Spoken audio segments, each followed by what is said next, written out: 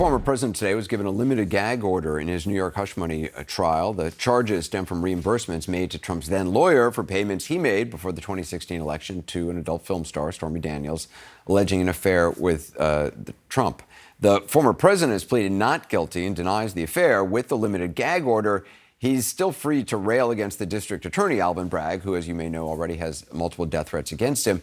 But he can't target prosecutors or witnesses or jurors. The judge cited his history of threatening and inflammatory statements in a number of cases. Deranged Jack Smith. Have you ever heard of him? Deranged Jack Smith. Deranged Jack Smith. The deranged one, I call him. Doesn't he look deranged? You take a look at that face, you say, that guy is a sick man. There's something wrong with him. I meet a woman outside of Bergdorf Goodman. I took her upstairs to a changing booth. It was all made up. I don't even know who this woman is. What else can you expect from a Trump-hating, Clinton-appointed judge? I have a Trump-hating judge. This rogue judge, a Trump hater. We have a rogue judge. This judge is a lunatic, and if you've ever watched him, and the Attorney General may be worse. You ever watch her? I will get Donald Trump. Letitia James, the corrupt Attorney General of New York. She's a corrupt person. She's got serious Trump derangement syndrome. Every single day, and suing him, I'm going to sue him.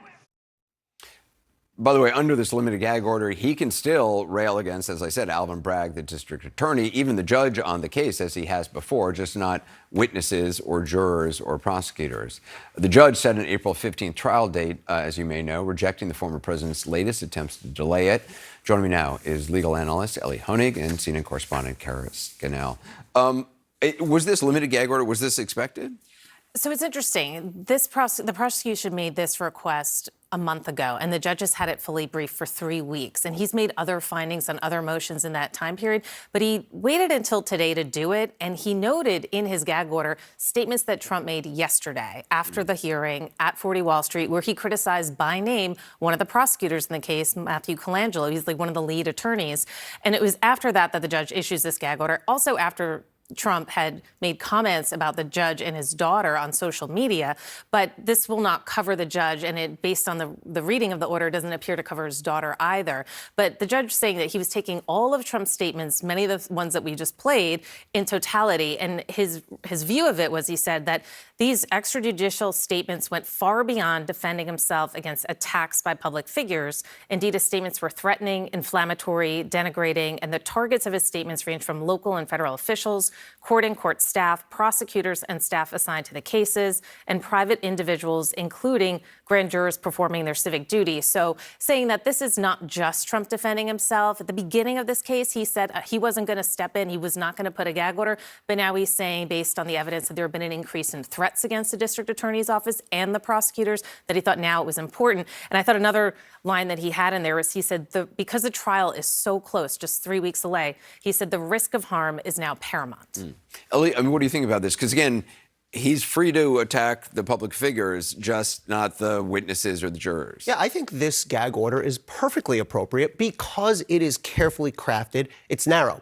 We use this phrase, gag order. Lawyers use it. Regular people use it. But it's a bit misleading because when you think of someone who's gagged, like an action hero in an 80s movie, they can't talk at all. Donald Trump can still say plenty here. He can still criticize the judge, the DA. He can say this. That's why I keep calling it a limited gag order. It's very limited. You know he's going to fundraise off this, saying, "Oh, look, they're trying to silence me." When in fact, exactly. Again, it's just the public figures he can still go after. And that's why I think it's going to survive if he appeals. I think it's absolutely going to survive because what this gag order protects is the jurors, the witnesses, and the staff. They're the most vulnerable people. They're the people who need to be protected. They're off limits. Everything else, though, he's free to talk. What would the punishment, though, actually be? I mean, as we saw in the civil case, Trump violated that gag order a couple of times, and it cost him a couple of $1,000s. Nothing that was that serious to him. I mean, in this case, it's not clear. It's not like he would get sent to jail right away if he violated it. But the judge also, in a separate order today relating to a challenge to his process of receiving these motions, did have a shot across the bow to the attorney saying, you know, he's all for zealous advocacy, but he says you have to follow the decorum and the order of the court. You know, really imposing over these past 2 days, we're starting to see him say, you know, he's trying to keep this in line and trying to impose some order over it. I mean, he hasn't said what would the sanction be if this was violated, but, you know, it could be monetary. It would be a leap to put him in jail. Yeah, usually the judge would give you a verbal admonishment first, which for an ordinary person is enough to dissuade you, right? You don't want the judge ticked off at you. Then you get into financial penalties, and then ultimately, we're not going to get there, but theoretically, he could lock him up. How long do you think this trial will go on? So the DA has said 6 weeks, but trials, having done them, have a way of sliding and extending. Maybe a juror gets sick, maybe a witness's testimony lasts longer. The other thing is, the DA can only estimate the DA's case. The DA doesn't necessarily know what the defense is going to do in their case. Now, a defendant does not have to put on any affirmative case, but of course the big question is, will Trump take the stand? We don't know, but if he does, this could go 7, 8 weeks. I mean, we're going to be busy from mid-April, and Kara's right, the judge reaffirms in this opinion. He says we are on the eve of trial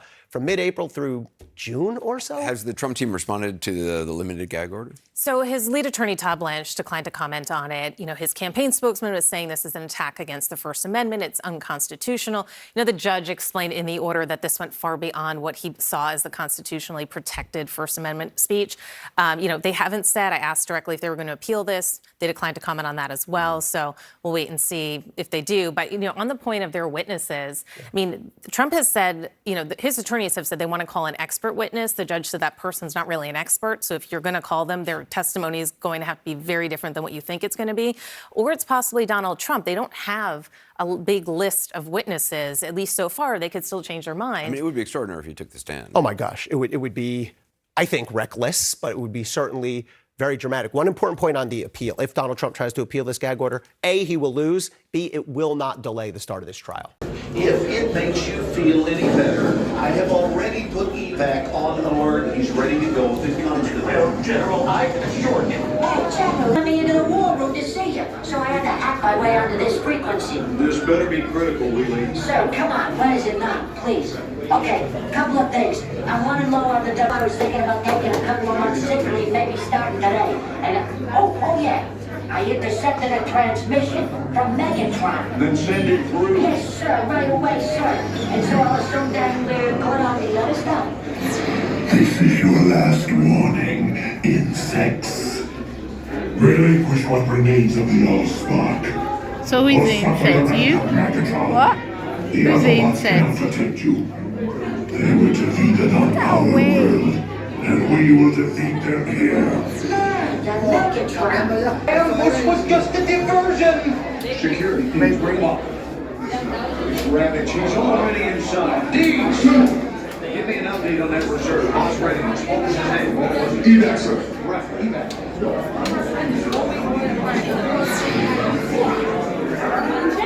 She's right in front.